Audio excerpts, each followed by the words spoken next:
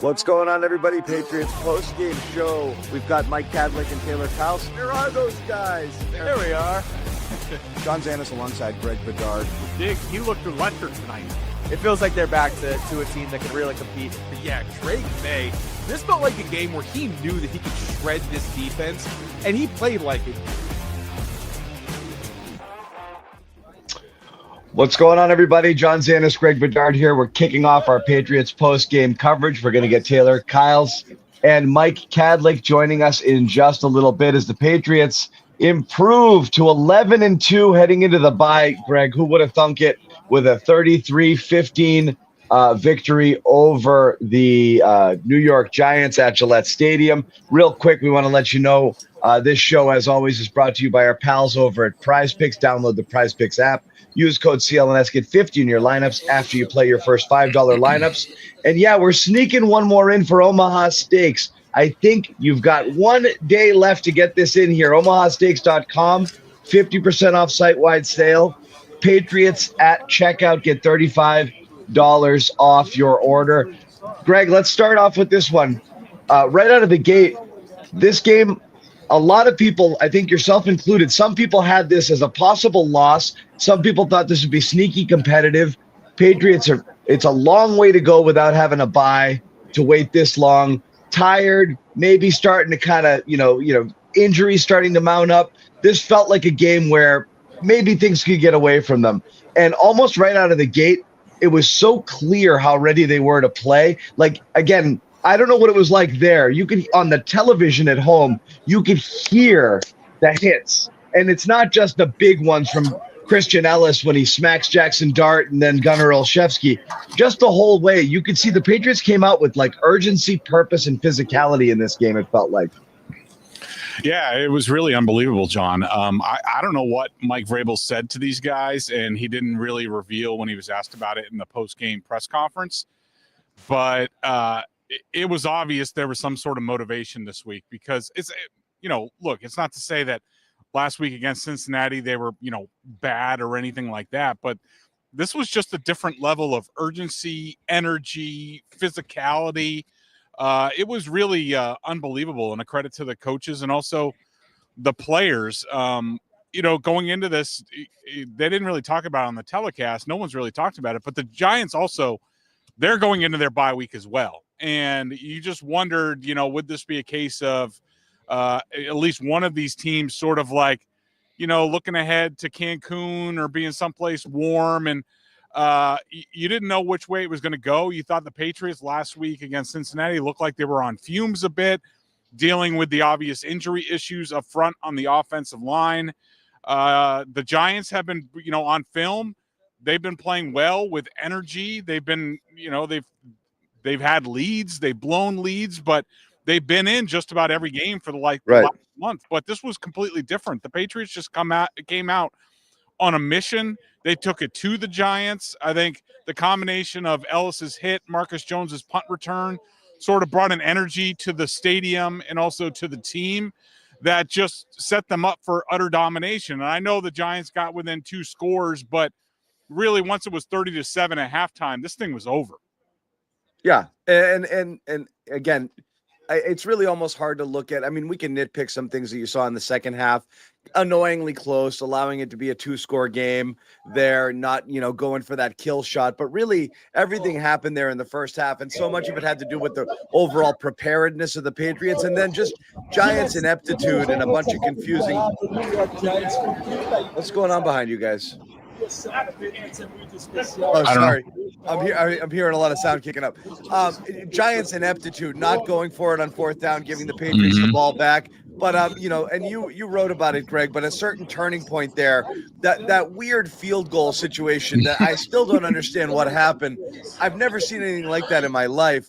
I mean, that's like my golf game. Like, I mean, to come up that short of the ball as he did there at 17-7, the Patriots turn it around, and Maye throws one of his, a patented deep ball to Kyle Williams.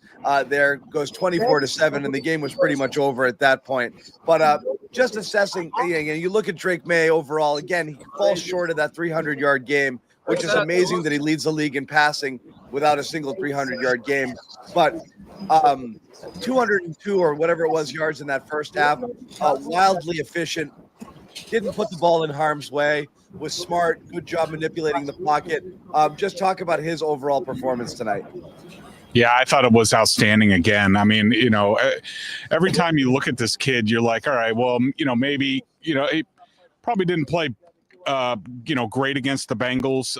Actually, Right. He did have a pretty good game. He had one of his better games. But you thought, with the Giants, with their pass rush, they were obviously helped out that Abdul Carter was held out for the first quarter for a coach's decision or viewing stuff on his phone, depending on what you believe on the internet. Is that real? I don't know. But I thought that was a joke. All right. I thought it was a joke too. That's why I didn't retweet it before the game. And then all of a sudden he was out for the first quarter. So, who knows? Abdul Carter was a guy that I've been saying back. I heard a lot of things about him at the Senior Bowl last year about a lot of character red flags with that guy. But anyways, you thought with their pass rush, they still have Brian Burns. Dexter Lawrence was back in the middle, even though I didn't notice him at all in this game. The two new guys on the offensive line, Garrett Bradbury showed up questionable with an illness today, but out and played. You thought that Drake Maye could get maybe – he certainly had a built-in excuse to not be quite on his game, but he wasn't. He was utterly in command from start to finish. It just every week, seemingly, it looks – easier for this kid. And I asked Mike Vrabel in the press conference about Maye, and his comments were about as close as you're going to get to Mike Vrabel, really praising his young quarterback and being like, yeah, that guy's pretty damn good. And he was pretty damn good tonight. Coupled with what Matthew Stafford did on Sunday, with Drake with this national televised showcase game and how effortlessly he picked apart the Giants. He seems to definitely be the MVP frontrunner with 4 games to go. And, the sky's the limits for this kid. It is interesting because we talk about it all the time. It almost gets boring because we're saying the same things kind of week in, week out, even on the broadcast. And again, you figure national television televised game, maybe, there'd be this is kind of our first look at this guy and wow, he's good. But you keep saying the same things over and over again. And the two things that stand out the most when assessing Drake Maye's performance are everything is slow. He makes difficult things look really easy. Yep. And so it almost comes off as unimpressive because he's not Caleb Williams out there just freaking out and dancing around and doing these crazy things and then throwing 100 miles an hour, into tight windows. It's just easy, and everything seems to move really slowly for him. And this was another example of it. When there was pressure, he manipulated the pocket, was able to step up in it. It seemed that he chose his spots wisely when he would run. Completely the opposite of what we saw from Jackson Dart, who's consistently putting himself in harm's way. But again, it's like the analysis from everybody who's calling a game, and a lot of these guys seeing him for the first time, it's like he's playing like a guy way beyond his years, more like a 7 or 8 year veteran as opposed to a guy in his second season. So it is still amazing because again, progress isn't necessarily linear, but you really do feel like you're just barely scratching the surface of what he's able to do right now. Yeah, absolutely. I mean, and what's amazing is that just think back where we were 13 weeks ago or 14 weeks ago after the week 1 game where he looked, really skittish and sped up and uncomfortable. And, I remember some people, on Twitter saying to me, he's not the guy, or, we might have to go back into the draft, or, the too much on his plate, and Josh McDaniels isn't the right fit for him and all that stuff. And now you look at him and he looks like he's been in this system for 5 years. He makes it look easy. And this stuff is not easy. Even what was really impressive to me, especially down the stretch, sort of in the second half, where the Giants were getting a little bit more desperate. They're sending pressure. There's unblocked guys. Drake has to understand that in this system. He understood it. He was getting rid of the ball often with completions, not taking a big hit like This stuff just isn't. He makes it look normal and easy, and it's not. And to think that he's there not even a year into this system is just it's really mind-boggling. It blows me away. It's hard to quantify it every week, but it's just it is like the same.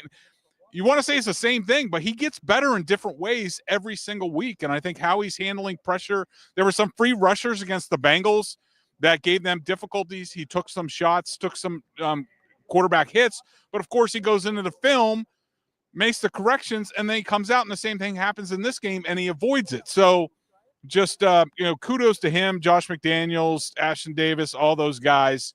And also, I'm sure we'll talk about it, but just, the plan and the execution with Vidarian Lowe and Ben Brown out there was just top notch. It really was. Yeah.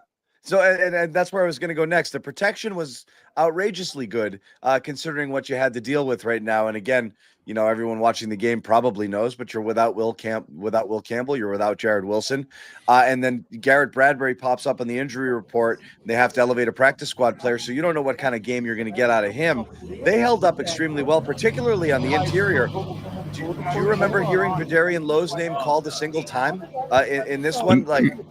No, and the thing was that there was a pressure early where May got outside the pocket and just threw it away, which you're seeing. He slid down inbounds to keep the clock running towards the end, ran out of bounds a couple times, picked up a first down, throws that ball away. Again, areas where he's getting better.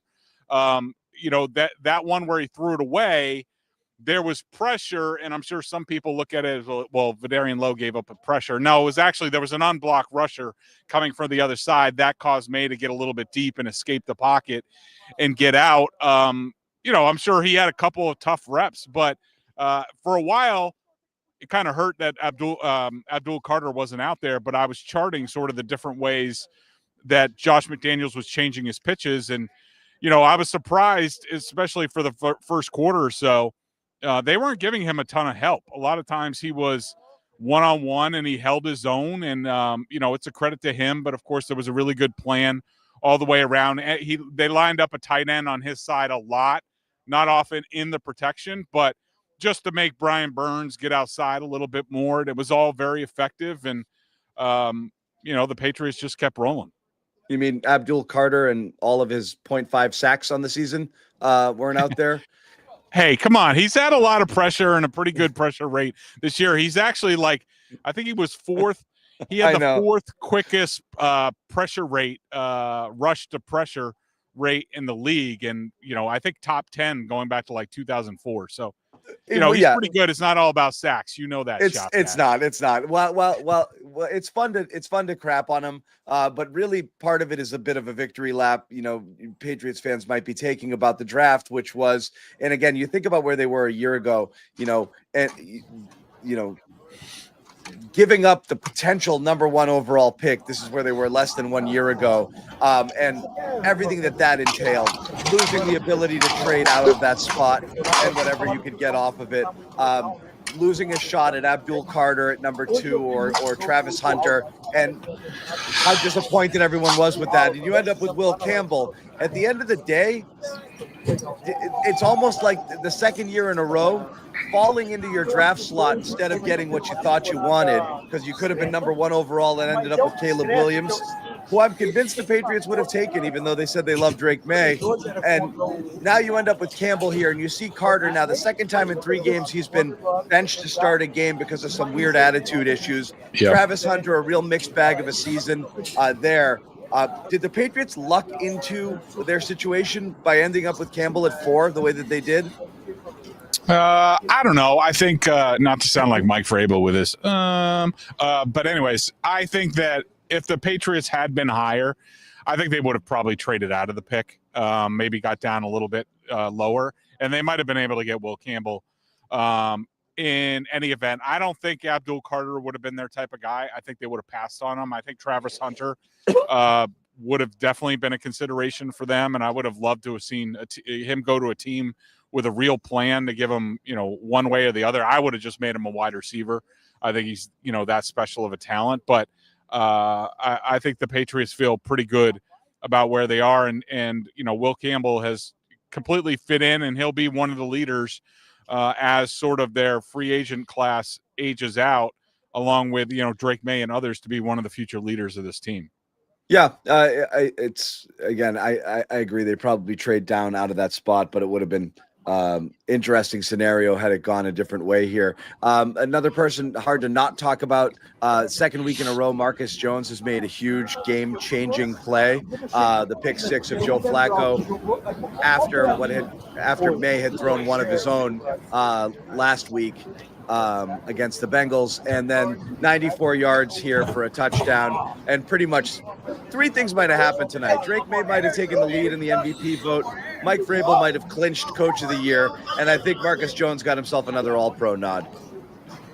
Yeah, for sure. I mean, he was terrific. There were a bunch of guys who stood out. I mean, I think, you can also say, Christian Ellis with those two hits certainly brought a level of physicality.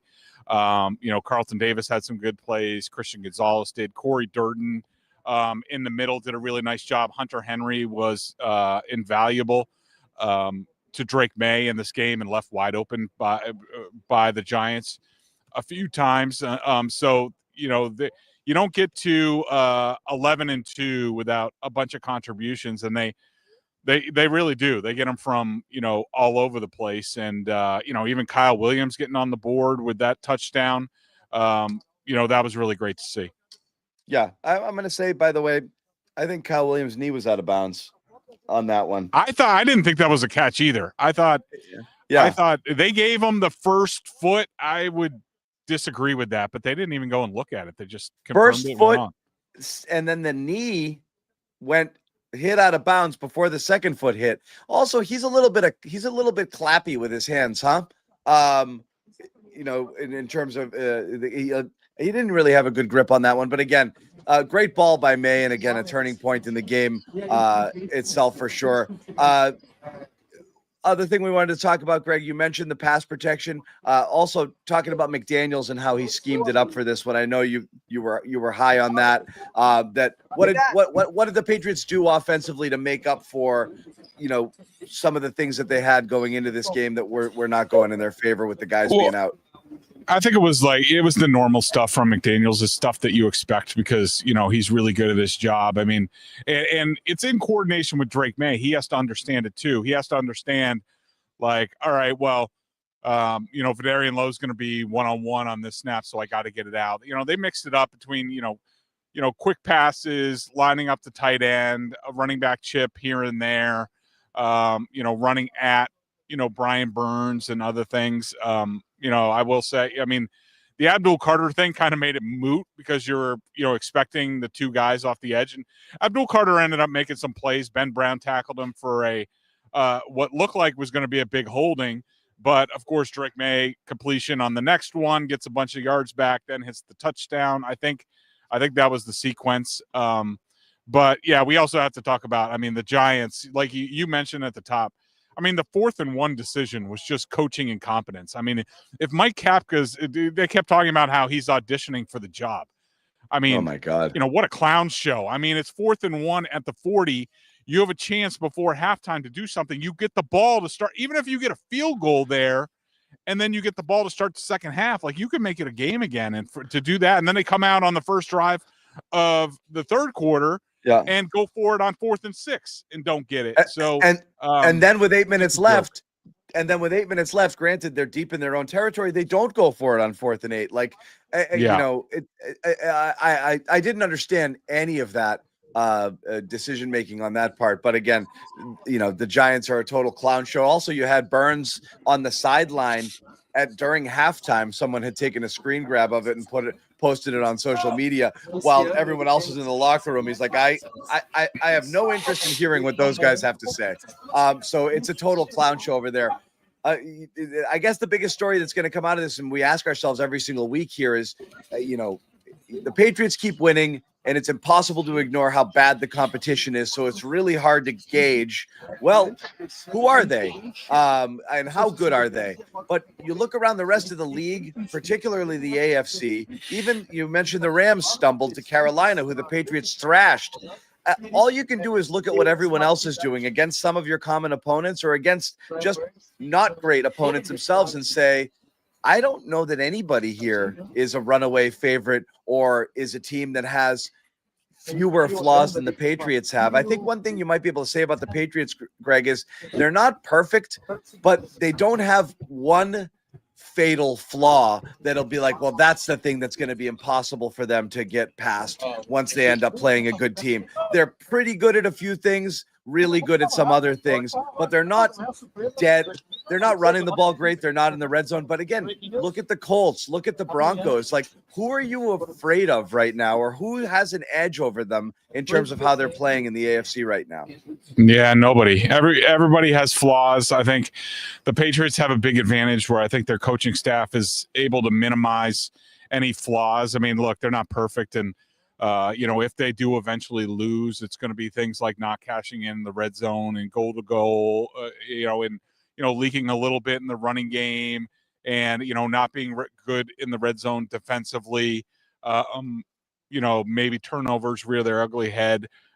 Somebody with the ability to play man coverage against them and sort of smother the wide receivers while keeping, May in the pocket. It's those types of things. But yeah, you're right. I mean, the Patriots have as good a chance as anybody. You might say their coaching, gives them a leg up. But a lot of our answers, or answers to questions that we have about this team and their standing, and they haven't been tested.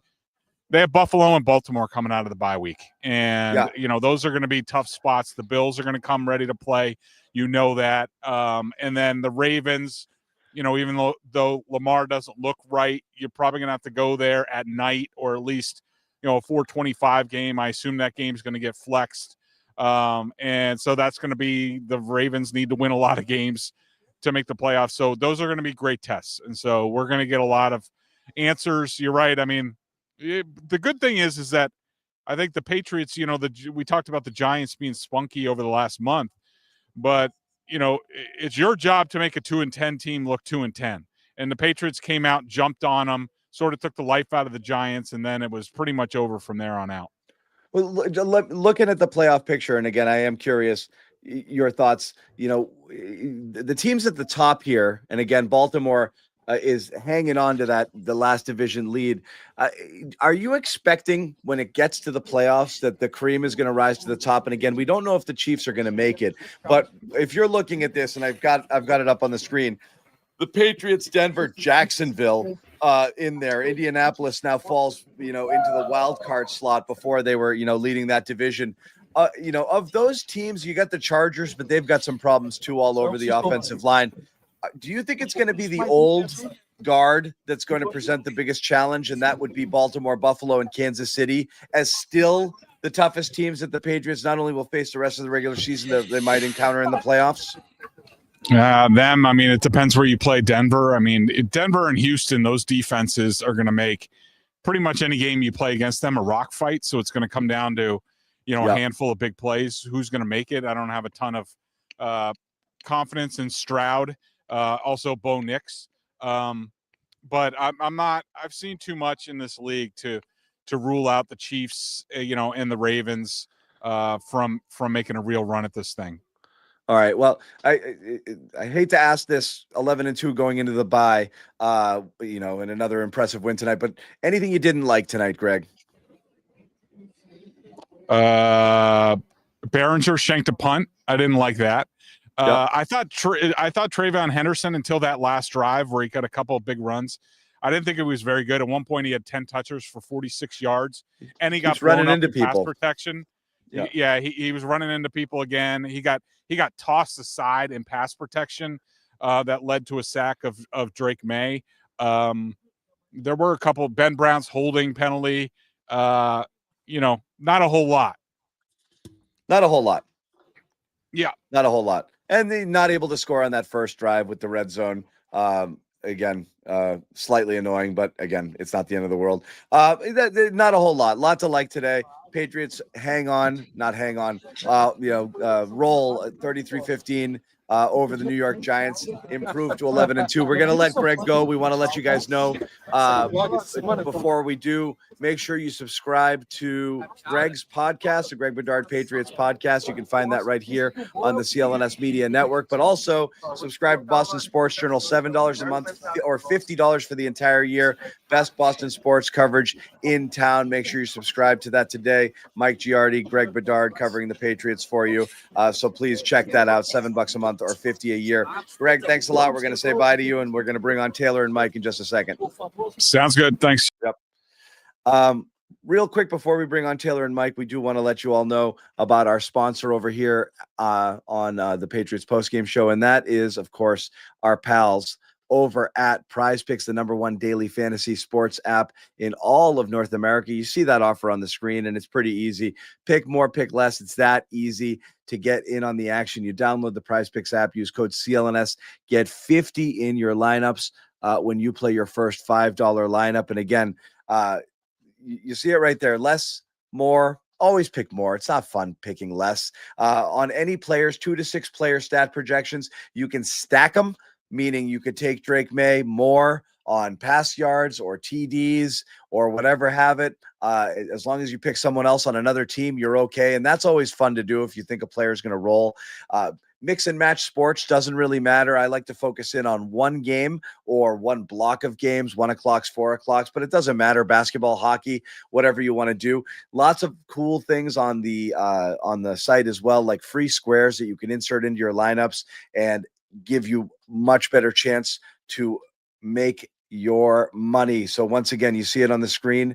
Download that app, code CLNS. Get 50 in your lineups when you play your first $5 lineup. In addition to all of that, you do have flex play. You can cash out early with an imperfect lineup. You get injury reboots. Somebody gets hurt in the first half of a game. You can, it's taken off the board. You're covered. They always pay. It's a super easy to use app. Can't go wrong with Prizepicks. As I said, #1 daily fantasy sports app in all of North America. Prizepicks, it's good to be right. We're going to bring in our pals over here with the space heater. I love these guys. Hold on, let me move the Prizepicks. Get us framed out. Come on, baby. Let's go. I'm excited. I got to talk some football. Yeah. It's running Prizepicks. We can. I do love I can't remove Good it. to be right. Yes, you can. I can't. We believe in you. I couldn't believe. There it is. It wouldn't go away. I believe that we will win. I believe that we will. Guys, I want to know first off, how is the space heater? It's great. It's actually really nice. I can feel my legs. That's pretty cool. Can you feel it? Yeah, it's working much better. This is around the time of year where Taylor starts texting me like, "Is there any way we could do a short show tonight? Because it's really cold out here. Is there any way? What if we sneak home and maybe see what do it on?" You pull me out of Los Angeles. You drop me into this goddamn winter wonderland. It drops by 20, and I'm the bad guy. But no, is there any way we can just do it on StreamYard? Yeah, no, it's all good. So guys, we run 10 in a row. Winning keeps you warm. Yeah, winning cures all. Guys, we at this point, we've said everything that you can say about this team at this point. I feel like we're kind of having the same thing over and over again. But we talked about it with Greg, and I thought the thing that stood out the most right out of the gate was how physical this game was, and how loud it was. Like you could hear the hits here. Mm-hmm. They came out jacked up, and this was a game a lot of people had as a trap game. I'm not sure where you guys predicted it, but I mean, this was like their trap. This is like their 10th trap game of the season. But you're heading into a bye. It's a late bye. There's plenty of reason where you could feel like, and again, the Giants haven't had theirs, but you're just like, we're dragging ass. Let's just get to this bye week. And that didn't happen at all. They came to play tonight. No, I had them on upset alert. I think this is only the second time. It was this and the Saints were the only games where I was truly concerned. I thought the Jets was kind of flirting with that, but I didn't think they were good enough. And I mean, today I was not expecting this performance. And I actually spoke to Morgan Moses after the game, and I was like, dude, y'all were hitting tonight. And he really credited the coaching staff, the bond that they built. He said, man, that's the dinners that we have together. That's all the extra time that we spend together bonding. And then when you have a player's coach like Mike Vrabel, who really inspires you and makes you want to play hard, this is the result you get. And man, like, they had every excuse not to play the way they did in this game. They played so many games without a bye week, so many injuries to crucial players. Garrett Bradbury fell down with an illness today. He was questionable. They had to elevate Braden Hymes. And they still came out and looked like not only the better team, but one of the best teams in the NFL. Like, truly one of those teams where I think some other teams, like, maybe not teams of fan bases, you're like, I don't really want to play the Patriots when they're hitting like that. I mean, you had full-on car crashes. The Christian Ellis forced fumble would also combine with Marte Mapu, give him credit. I went, ooh, in the press box because it was just flat. It was like he hit a wall. Yeah. So I was extremely impressed. I did not expect, even if they won, for them to have this kind of performance. And after this weekend, we were talking about it even before the game started. I was starting to kind of cool on the Drake Maye MVP talk. You know, can the Patriots really win a Super Bowl? Maybe they get there, but are they going to get shellacked by the Rams? After the way that we saw the Rams play, the Eagles play, the Broncos play, another one of the best teams in this conference, I think the Patriots can beat anybody, and this was the kind of statement game that really underscores that, and they did it going into their bye week. Very impressive. Yeah, you said it there. I mean, the league's wide open right now. You saw it throughout the entire weekend, and the fact that you said it there too, but they had every excuse to frankly lay down and die before the bye week here. Everybody was hurt. We know the left side of the offensive line, the Darian Lowe story, what have you. He played up pretty well this tonight, all things considered. The entire offensive line did. So they came out here. It felt like the message was, again, the no naps that Mike Vrabel had on his jacket. That was 100% real. Drake Maye mentioned it like 2 or 3 times in his press conference when asked about why this team came out so hot tonight. And again, they could have rolled over. They could have said, well, we have a bye week. We need the rest. We've been at it since training camp. It's okay. You know, they could have went into this and think, okay, let's just get by. But they were like, no, we're going to go right through this Giants team. And that's exactly what they did. The offense was great. The defense was flying around. You had a special teams touchdown from Marcus Jones, who I think the word, I don't know if it was magnificent, but I think he called him a fantastic returner. Yeah. Returner, Mike Vrabel said of Marcus Jones. So yeah, they really hit it in all 3 phases tonight. There was a little bit of a lull in the second half when it did feel like they were just trying to turn clock, get out of here with a W.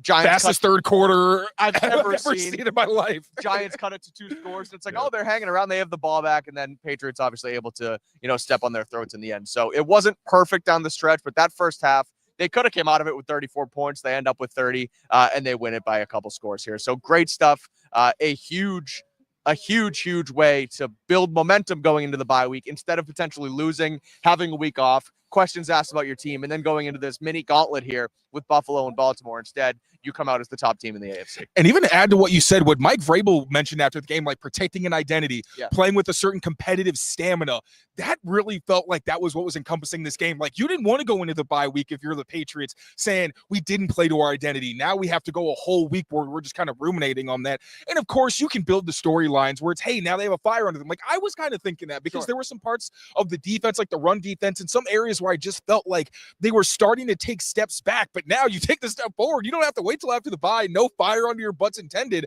They play to the identity and that toughness they're trying to build, which I just thought, I mean, it was just really cool. I don't know that anybody expected. I mean, going around the press box, it was buzzing at halftime. I've never really seen it like that, where the spirits are pretty high.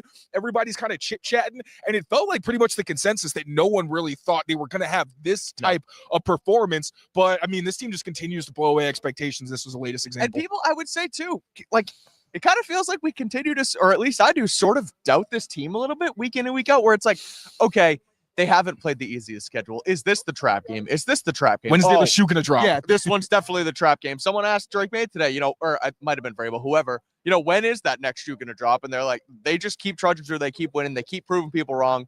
And even against the 2-10 Giants, who fired their head coach and fired their DC and couldn't get a win to save their life, we sat here and said, maybe this is the week. And the Patriots said, absolutely not. We're going to go blow them out of the building. So. No, but I think that's kind of it. Is you're looking, and I think a lot of fan bases are probably doing it with these teams that, like, nobody's dominant, right? So you're just waiting almost to be exposed for somebody to show, there's the thing that's wrong. And now they figured it out. And now we've come crashing down to earth. And you saw a not great game against a crappy Cincinnati team where they had to kind of grit out that game. And you're like, oh, is this starting to kind of level off or come back down to earth, or you're waiting for them to lay an egg or something to happen. And you've seen it happen to other teams that have been riding high, and you're like, ugh, that was gross. But it hasn't happened to the Patriots yet, much to their credit. And I think that that's the feeling that people have there is you're waiting for reality to set in. And I think people still think the reality is they're good, but they're not that good, like, right. But like at a certain point, it's going to be like, crap. You don't have to change the mindset here, because again, you look around. I talked about this with Greg. Who are you worried about here? I mean, among the top teams in the AFC, the Denver, the Colts, Jesus, the Jags, are you kidding me? Like, I know each of them has some strong elements to them, but are any of those teams that you're going to be like, oh my God, you can't go in there and beat those guys? Absolutely not. I'm still, maybe if it's just what you think of them because of historically who they've been, I'm still looking at KC and Buffalo and Baltimore as teams that are like, are they ever going to turn back into themselves and be the guys that you're actually like worried about? And you'll see it now, because that's what you got coming up. I'm really interested to see how it goes against Buffalo and Baltimore, because if they get smacked by either of those two teams, then it's going to settle back in like, oh yeah, we're not there yet. But no reason to believe otherwise right now. Well, I do have a hard time seeing at this point the way they've played this season. They haven't been, their 2 losses have been tight. They haven't been smacked by anybody. I have a hard time thinking that even if you do have to go on the road to Baltimore, even if Lamar Jackson does get his mojo back, this team is going to at least compete with anyone in front of them. They have that attitude. They have that. I don't know if swagger is the right word, but you mentioned it, playing for each other, hitting guys out of bounds, finishing through. Even 15, 14, 13 weeks in, whatever they're in right now, they're going to play through everything. So I have a hard time thinking they're not going to compete against every team they play. Looking at the rest of the AFC playoff picture, Denver, the defense is nasty. Bo Nix doesn't scare me. Sean Payton as a coach scares me. He's been here before. He's won a Super Bowl. The other team I look at is maybe the Houston Texans. They have a really good defense. CJ Stroud is back playing pretty well. But I'm with you, John, on the other sort of blue bloods, if you will, in the conference. The Kansas Cities, the Baltimores, the Buffaloes. When push comes to shove in the postseason, if they can get there, looking at Kansas City right now, those are the ones who I think can trip up the Patriots a little bit. But right now it's really anybody's conference. And that's why it's more exciting than anything that the Patriots are able to do what they're doing this year in this type of season across the NFL. And there's no real offense, especially in the AFC, that I feel like Drake Maye can't go toe-to-toe with. And we kind of spoke about this. Is Drake Maye going to be the best quarterback in the AFC playoff picture? And I mentioned you do have to take into consideration their supporting staff, because, yeah, sure, like Josh Allen's awesome. Who is Josh Allen throwing to? He's got one of the best offensive lines in the league, a great run game. But when you see him actually, trying to be the Josh Allen of old, he just can't muster that because he doesn't have the supporting staff or cast. You see the similar thing with Patrick Mahomes. Justin Herbert just broke his hand. His offensive line for the umpteenth year in a row is pretty much gone. Like, there's really no offense that you're saying if Drake Maye shows up and plays MVP caliber, doesn't make mistakes or contribute to maybe the offense going backwards. I don't know if there's anybody that maybe they can keep up with them, because I don't want to be disrespectful. This conference is still full of a lot of great quarterbacks. But Drake Maye is throwing to a complimentary group of guys that he clearly is comfortable with. The offensive line, this is a good Giants pass rush. Obviously, no Abdul Carter early in the game. The interior was fantastic. Morgan Moses didn't look like he gave up any significant pressures against mostly Brian Burns. They played on both edges, I know. But Morgan Moses was good. Vidarian Lowe, was great. Game. He said he settled in, but he played a good game. Oh my God, Vidarian Lowe can play some solid football. It's almost like you're able to grow behind the scenes and play well. You don't have a torn labrum in your right shoulder, but sarcasm aside, it's just this is such a complimentary offense. And speaking of complimentary, it's not just the offense. The defense is playing lights out. Every week I'm kind of waiting for them to get exposed. And obviously this was probably not the team that's going to do it, but they play hard, physical, disciplined football. Obviously some things to work on. And you get a punt return touchdown. Marcus Jones is second of the year. And also the second game where he had multiple impactful returns, a really solid one. So this isn't a team where you say, hey, if you shut the Patriots offense down, you're good. If you put up points on their defense, you're okay.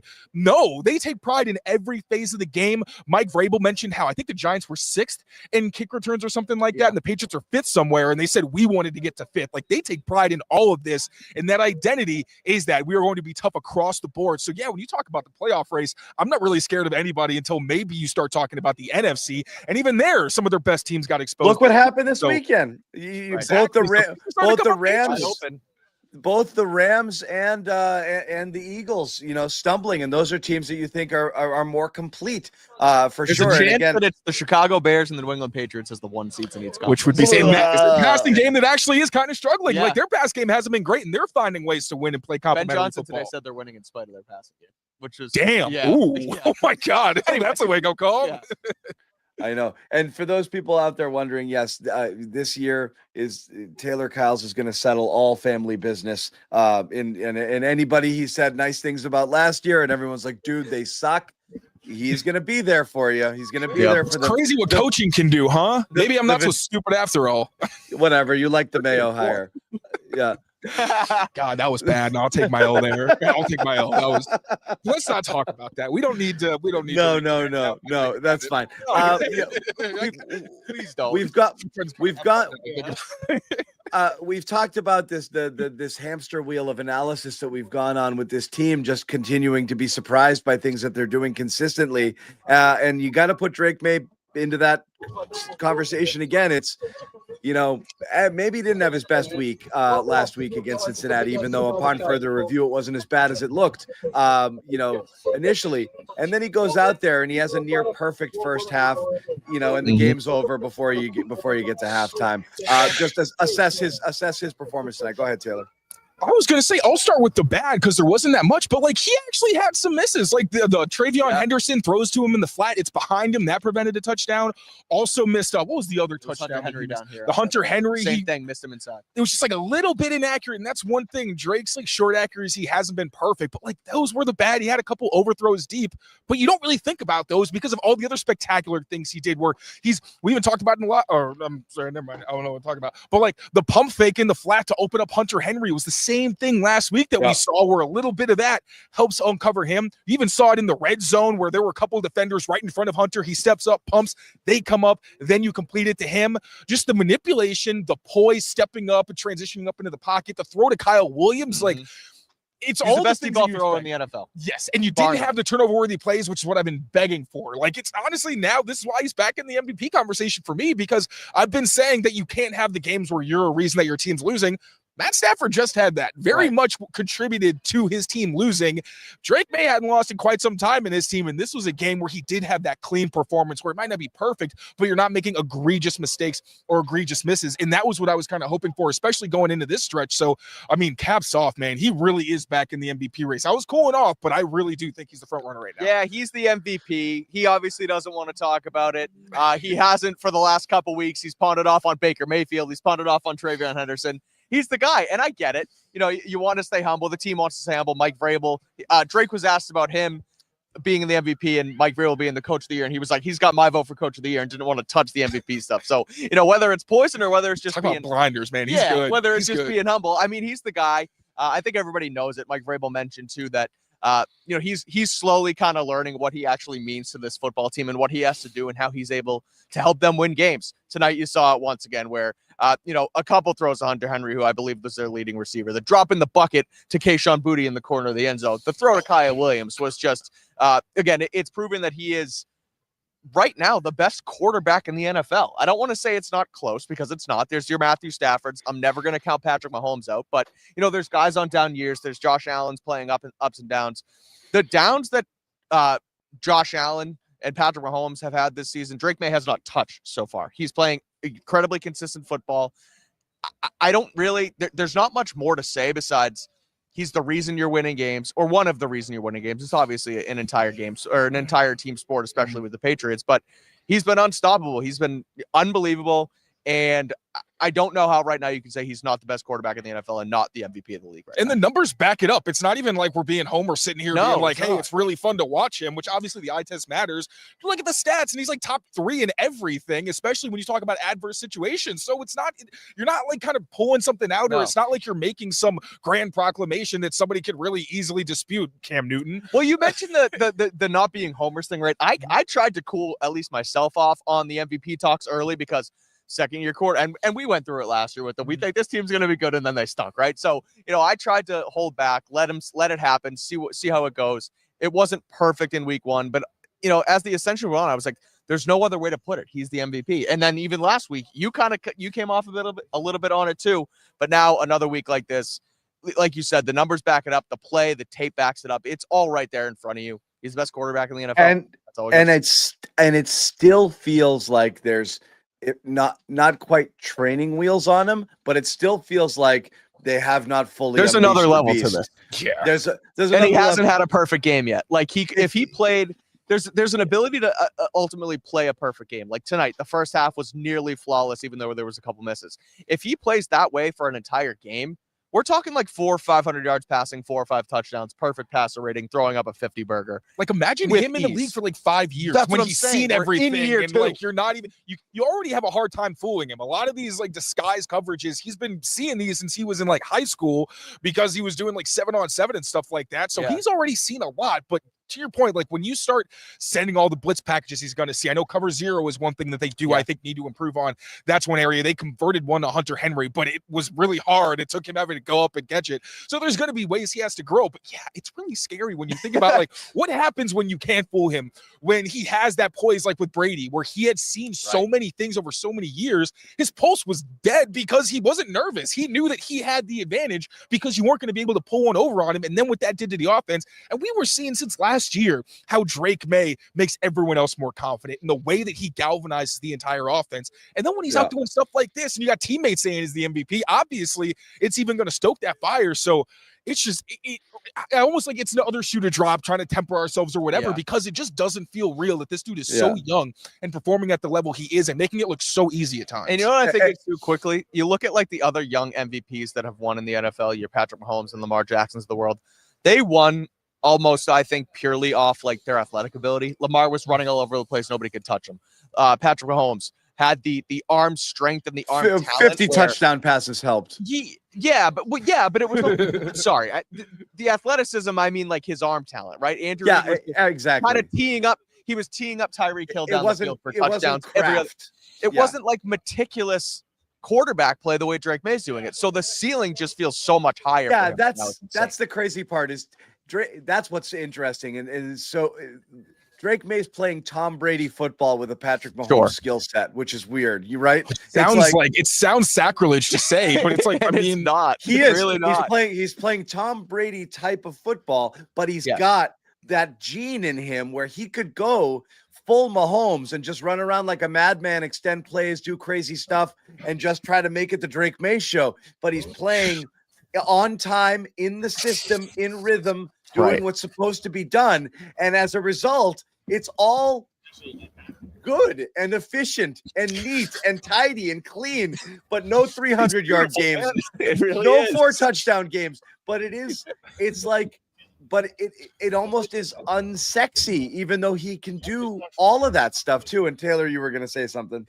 I mean, he outran Abdul Carter. Right. That's like, we cannot overlook that. Like, he got the edge and actually outran him for a 3rd and long conversion. At first I was like, he's not going to get the corner. And he did. Abdul Carter's a freak of nature, and he was able to outrun him. And he also outran Brian Burns on the other one. He ended up throwing it away, but he got around the edge and was able to. It could have easily been a sack. But his cross friendly fire, they ran into each other. Yeah, and then he just dumps it out of bounds onto the next one. So yeah, he does it all. Yeah, it really is. It's you're almost afraid to say those things because it is sacrilegious, because it's still early and it's still year 2. But he's that guy, man. There's no question about it at this point. There's no reason they'll go as far as he's going to take them. Everything else is working. They're playing hard. They're coached well. They're not beating themselves. All that stuff is great. But if they get all the way, to the Super Bowl, it's because of Drake Maye. No question about it. It's so wild that we're talking about that, and it's like dead serious. Like, the Patriots could realistically go into the Super Bowl. How can you not? This time last year that we would be here. I don't even. No, I know. I'm not saying the conversation's crazy now. I'm saying if you told me when Taylor said they were going to go 13-4 that this would be happening, I would have said you're absolutely out of your mind. Yeah, I can't wait for you to post that tweet. Oh my God, I'm going to be the most annoying MFer on the planet when they get to 13. I had 11-7, or 11-6. So if they win, or maybe 10-7, I might already be. It was even funny. I was wrong tonight. I was 10-7. I'd answer. I was doing this questionnaire with a Giants reporter, and they were like, "Oh, could you have ever imagined that they would have 13 wins at this point, or like 10?" I was like, "Well, actually, I was literally the only one." But I mean, even still, the way that they're winning, the quality of these wins, I thought a lot of it was going to be like, I like the coaching staff, I like the roster, but I did think a lot of it was because the schedule was so weak. But I did not expect that they were going to look like potentially the best team in the NFL. And I don't think, like, even for me, that's a crazy thing to expect a team to do in 1 year. Like, the Commanders didn't look like the best team in the NFL last year. The Texans 2-3 years ago, whenever they were on their run, they didn't look like the best team in the NFL. It was just, whoa, this is a crazy turnaround. This is on a totally different level where, like I kind of mentioned in that story, if the Texans can do it in the Commanders, why not the Patriots? They're rewriting the manual. And when you have a head coach who is the coach of the year, an offensive coordinator who you could argue is the best at his job in the NFL, and a guy like Drake Maye, you hope that you can get to this point. But the fact they've done it so quickly has been remarkable. And again, I hate to say this, and this is a fair comment. This might be the worst offense in terms of weapons that Drake Maye will ever have. I'm not, and they're not that bad. No, they're not. It that really bad. is like the whole argument of, like, do you really need a number one? It's like mostly that argument I have learned, especially at the past few years, can be fugazi. But when you have Drake Maye and Josh McDaniels, like, yeah, you can have a bunch of number twos. Well, I mean, look, to be fair, Josh Allen's an absolute wizard, and it's right now his lack of weapons and people to throw to that are holding the Bills back offensively right now. And Josh Allen can do everything to extend plays and, the designed runs and what he can do. And right now, the Bills' offense fatal flaw is they don't have enough guys. And that's not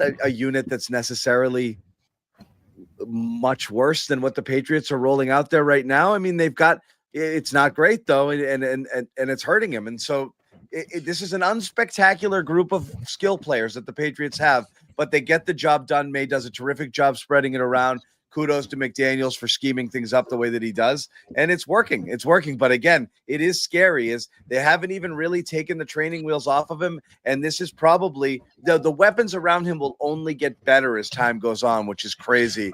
As we talk about, where this can go beyond this season.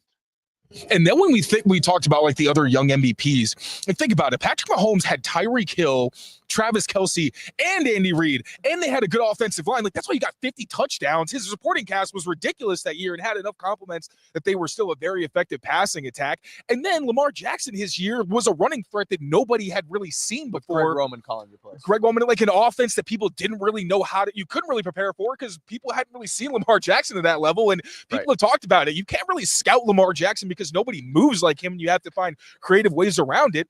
And Drake Maye is doing it. He doesn't have the whole playbook of design QB runs that we thought we might see every once in a while, but it's not like he's really a dual threat in the sense that you're like, oh, who's going to take it on a running play? It's, it really is a more conventional rushing attack. And again, the weapons, they're solid, but what if you got this guy like a T. Higgins and a Jamar Chase? Mm-hmm. Like, can you think about what kind of numbers he'd be putting up if you just had one or two weapons that people had to scheme for and didn't know how to defend? Like, again, the ceiling is so much higher, and we're seeing him. Ceiling is the roof. I don't want to be condescending to the weapons they have because they have good players, but again, like, no one's really, losing sleep necessarily over anybody in this receiving core, but they're doing their jobs and actually paying off what Drake Maye is doing, which we cannot underscore. Like, as much as we talk about all these throws that Drake's making, how about Kyle Williams? He technically overthrew him on that play.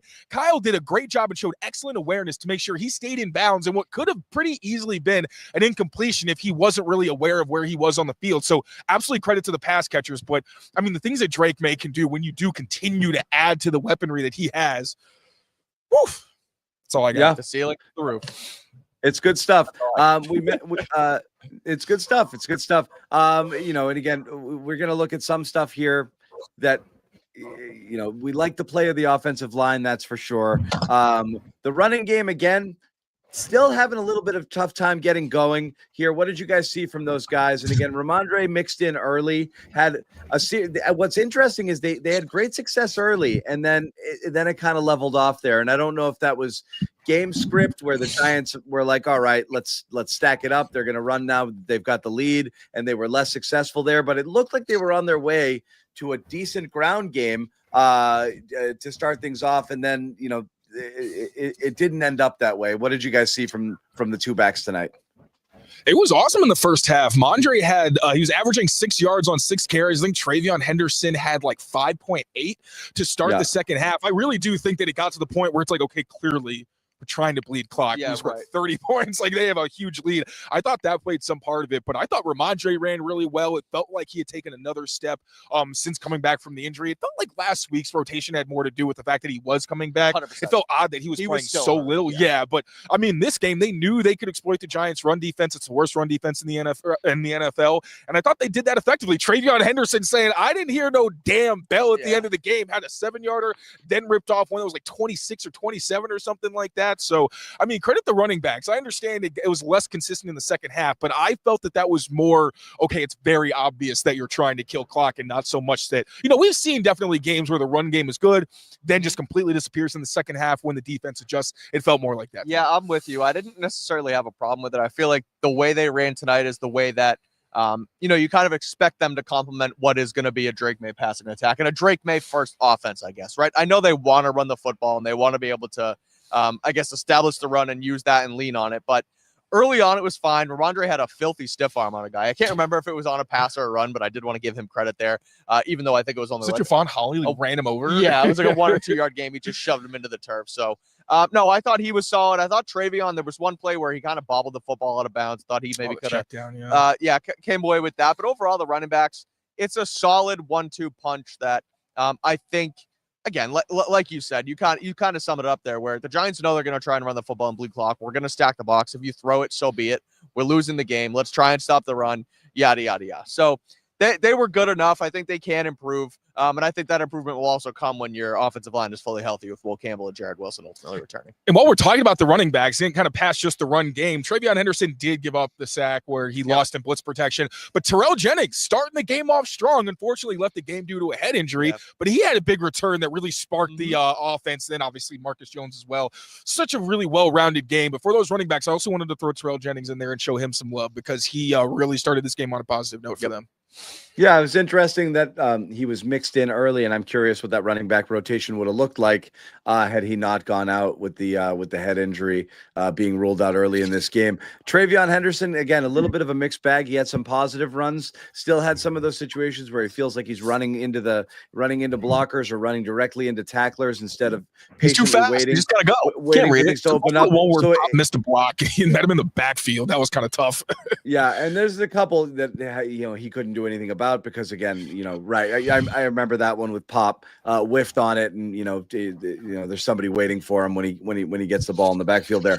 But an interesting thing during the game, Mike Vrabel, the sideline reporter I think was talking about a conversation they had with Vrabel about Henderson and said, who do you compare him to? And he's like, I don't like to make comparisons, but if it's going to be one guy, the guy I think about is Jahmyr Gibbs, and that's from Mike Vrabel's mouth. And I've been saying, I've been saying Gibbs since day one in terms of like, that's the dream, right? Everyone was worried about like a guy like Henderson as a undersized, can't play every down. Well, you kind of can. And you see what's going on with Achan, and you see what's going on. To me, that's the dream, right? Achan, Gibbs. One of those what guys. They're doing to Achan is like abuse. I think they need to stop. I mean, it's division team, but like that is malpractice. Just so we're being very clear, he should not be getting as many touches the game as he does.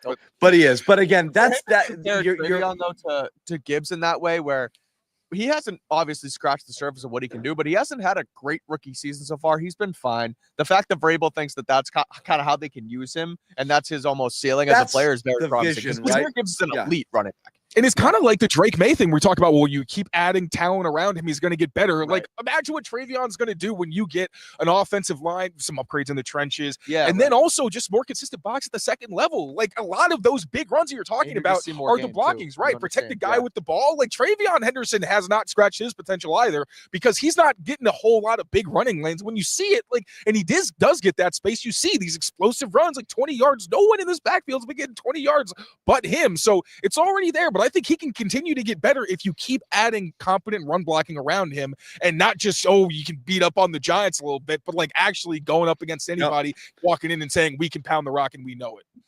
Yeah. And I agree. It also feels like just scratching the surface there, and there's another level. What else did you guys like? We didn't talk Kyle about Williams, another rookie just scratching the surface. Man, that release off the line is something he's been doing all season, and we finally got to see it with him just taking the top off. Like the crossing route that we saw a few weeks ago in Tampa, that go route, like those are the things when he was drafted, you're like, that is what he can do that takes this offense to the next level, where Drake Maye's arm can really start to shine, and not even just on the vertical stuff, but on the underneath where we were talking about. I want to see him get more underneath touches because he is so fast and has that kind of speed. I know. He's in space. He is very scary. You're like, whoa. Saying that. Moving at a different pace than everybody else. So also Kyle Williams, throw him in the mix of somebody who continues to build rapport. Like by next summer, we could see him, I feel like, have a serious breakout, maybe step up and become a dangerous receiver in this league. John, did you see the graphic that came up on Monday Night Football about the most plays by rookies through this week, through week 12? The Cleveland Browns are number 1. Patriots are number 2.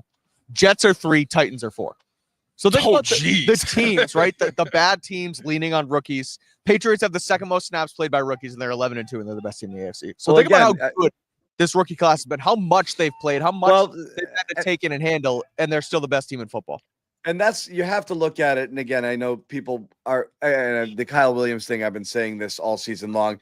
Get him the ball.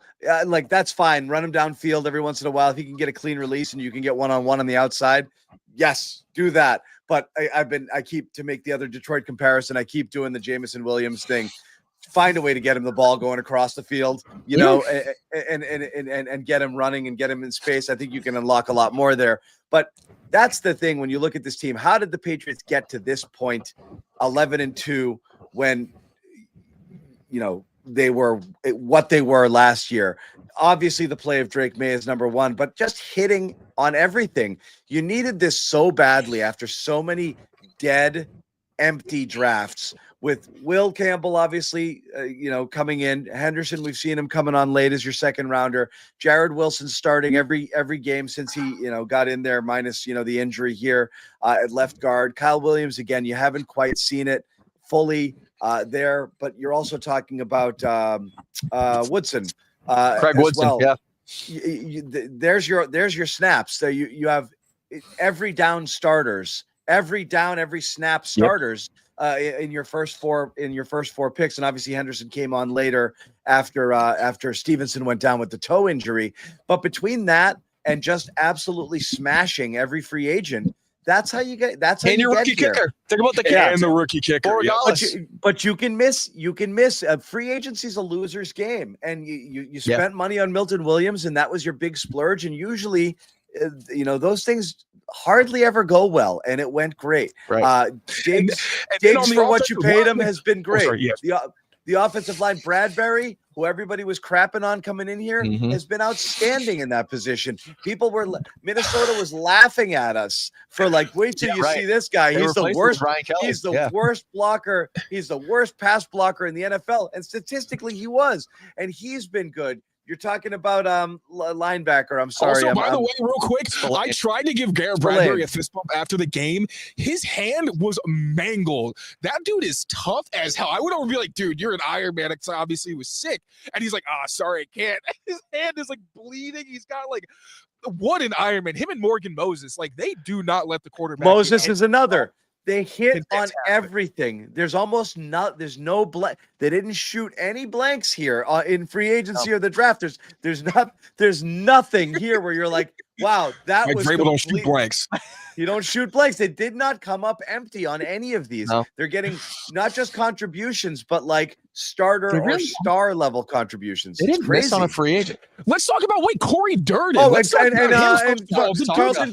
Carlton Davis. They did not miss on a free agent. That's hard to do. The teams with the cap space spend the shit out of it and end up being really disappointed in what they ended up with. So to hit on the draft, that's why you're here right now. That's why you're here. Everyone's going to point to the schedule. It's more than that. They hit everywhere. And that's why the rebuild was accelerated, because you don't expect to do that. You expect to have some contributions filling in some holes, which is great. And I hate saying I can't wait till next year, but I really can't wait till next year, because you look at this team and you're like, they still everyone's need a year older. They still need more talent, but you got so much more in one shot there than you expected to, and that's why they are where they are right now. And also, how many players did they have on the team last year, the past couple years, that weren't playing that well and are playing much better 100%. Now? Jalen Hawkins. Jalen Hawkins is a completely different player right now. Yeah. Like Marcus Jones, not that, we didn't know he had this kind of talent, but he's really starting to put it together, whether it's as a returner or a cornerback. The guy's going to be an all-pro. It feels like pretty much a lock at this point. Yeah. Mike Kadlick obviously has been a little bit inconsistent, but now it feels like he's really settling in. But we're not talking about him, right? Right. Which is a good thing as an offensive lineman. It's not like, the last couple of years where there's been, we're talking about Vederian Lowe all the time, and I hate to keep bringing him up. He played well tonight, but that's kind of what he's become. Mike Kadlick, that's not that. He's just playing, he's up and down, but it's not like we're saying Mike Kadlick sucks every week. Didn't hear Ben Brown's name once today. Right. Let's also mention that, because I said I was a little when they called the penalty on him that wasn't really on him. Oh, no, they called it on Bradbury. They called it on Bradbury. It was a brown hole. Yes, that was the one. one. That one. But hey, if your backup guard is going to have one flag a game and then you never hear from him, I'm good with that. I can live with that. And this is a guy who's transitioned to guard. Like, he was really a center his entire NFL career. Didn't really play a ton before last year, and now he's coming in and giving you quality snaps. And again, I'm going to go back to Corey Durden again. Mm-hmm. This is a guy I asked Mike Vrabel about. This was the last question about the defensive line and so many guys having to step up for so many injured players. He specifically mentioned Corey Durden, the former Giants player, saying this meant a lot to Corey because the Giants didn't want him. They didn't think he was good enough. He didn't get a ton of opportunities. He's come to this team, and it's not like he's coming out of nowhere. I started highlighting him 3 weeks into the season. Right. I was like, Corey Durden, is very good against the run, but he's also pushing the pocket and throwing guys. Mm-hmm. And he was one of the most efficient pass rushers at his position for a lot of weeks. Now, that was because he was playing mostly run defense and capitalizing on some play action opportunities.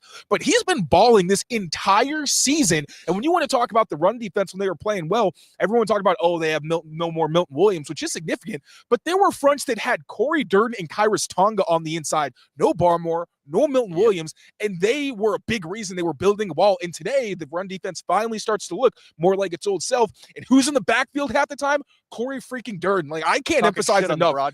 Talking a whole lot of shit. That man was fired up. And that's been one of my favorite additions they've made, because that was literally at the finish line right before the season started. Right. He wasn't with them in camp, and he has given them some quality snaps. I can't sing his praises enough, man. I love that. He was fired up.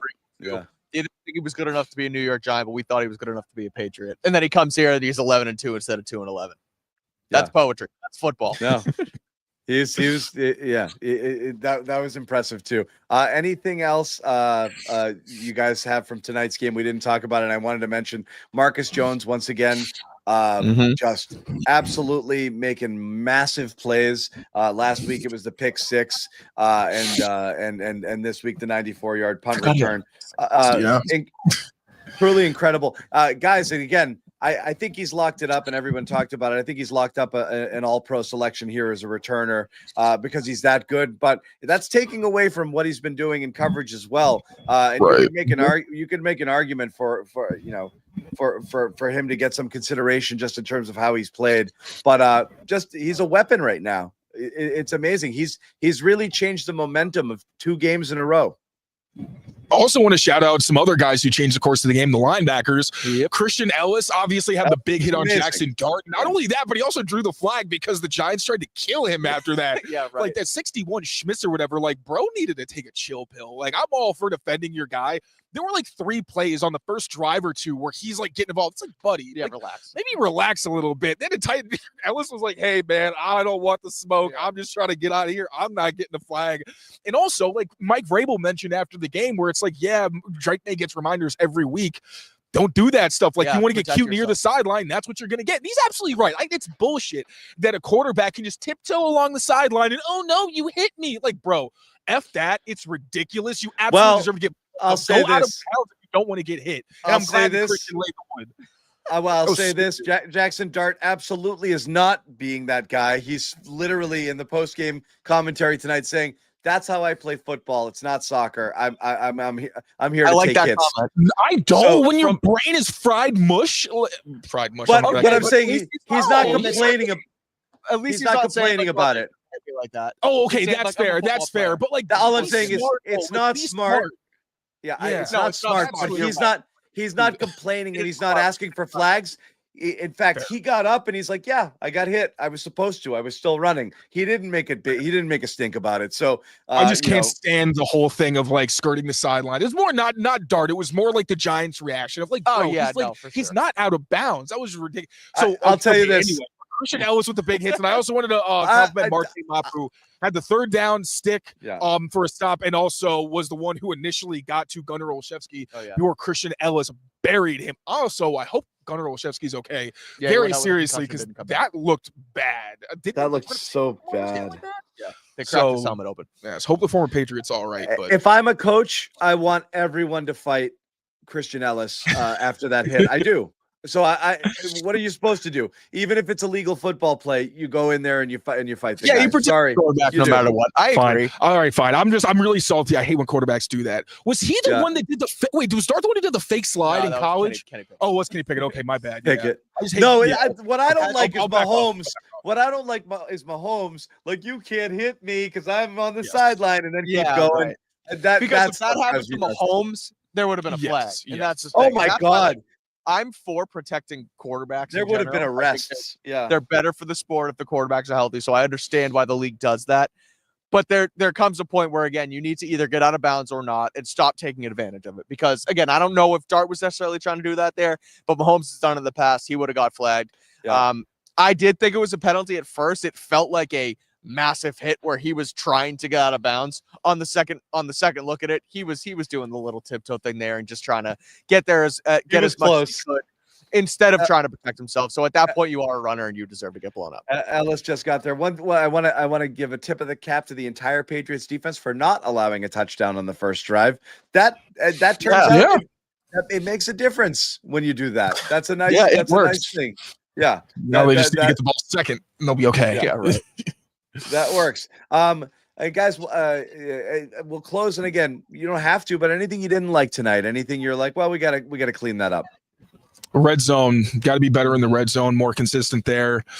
When they scored 30 points in the first half, I thought they were going to put up like 65. Not literally, but they did slow down a little bit. But it also just it didn't feel like they were being stopped by the Giants. It just felt like they were trying to slow the game down a little bit. But even when it got to 30-15, I was like, the Giants have the ball back. It's a 2-score game. If they go down and score a touchdown, this is a game again. So I thought, I didn't like how close it got towards the end. I thought they could have stepped on their throat a little bit more there. They were trying to on that 4th down conversion to Diggs that they got, but then they ended up with a field goal and then couldn't kind of finish the job. But that was really my only qualm. Besides that, they played a good enough game to win and then get to the bye. Oh, I hated the Giants game management. It didn't make any sense. Why are you not going forward on 4th downs, then using timeouts when you are basically out of the?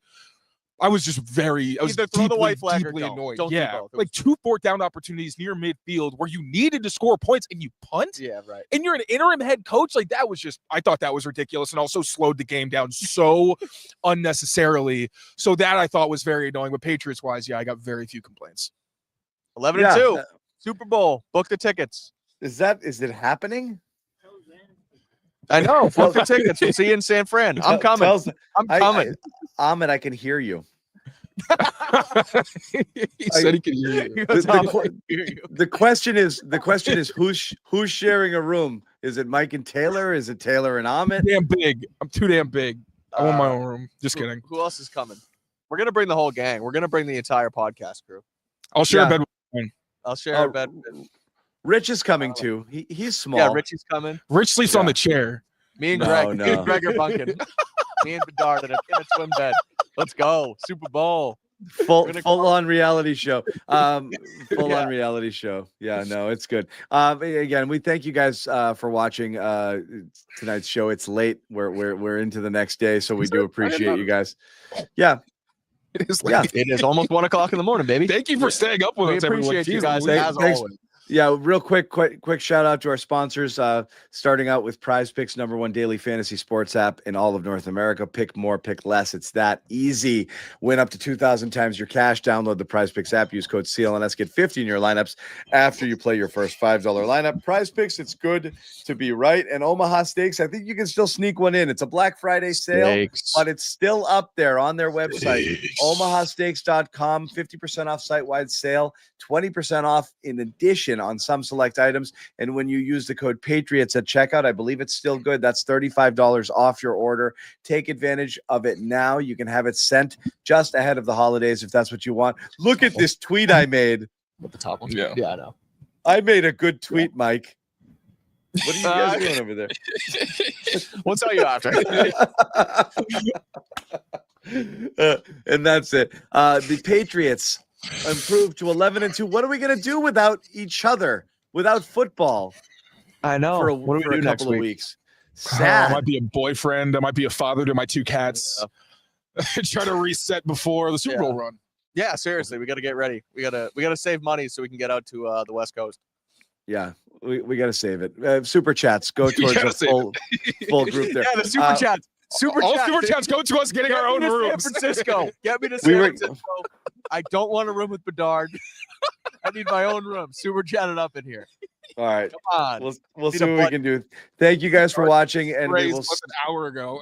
we'll see you in 2 weeks, Patriots Bills, but there'll be plenty of more Patriots content throughout the next couple of weeks. Mike and Taylor, of course, with Patriots Daily and all the other terrific podcasts we have on the CLNS Media Network. If you haven't already subscribed to our YouTube channel, hit that like button. You've got Giardi, you've got Bedard, you've got Callahan, you got Kide, you got Hurley, you got Barth, you got Hines. Oh my God. The Boston beat, basically. I think it's easier. It's literally easier today, but we don't have. Yeah, right. Yeah. It really is. It really is. We need Karen. We need Karen on board. Yeah, who isn't on board? It's all here. So come get some. True. We'll see you guys. We'll see you guys soon. Take care.